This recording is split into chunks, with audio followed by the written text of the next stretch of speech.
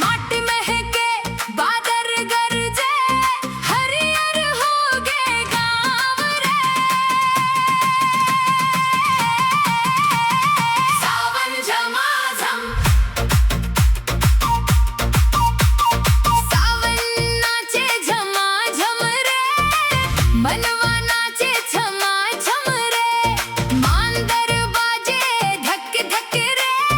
गूंजे मोर गाँव रे।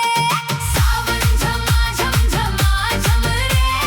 सावन झमाझम झमाझम रे।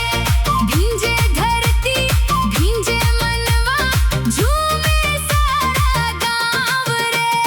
झम झम झम बरसे पानी छम छम नाचे गोरी रानी। धक धक मांदर बाजे रे। सावन सबला नचाए रे। सावन झमाझम झमाझम रे। सावन झमाझम झमाझम रे।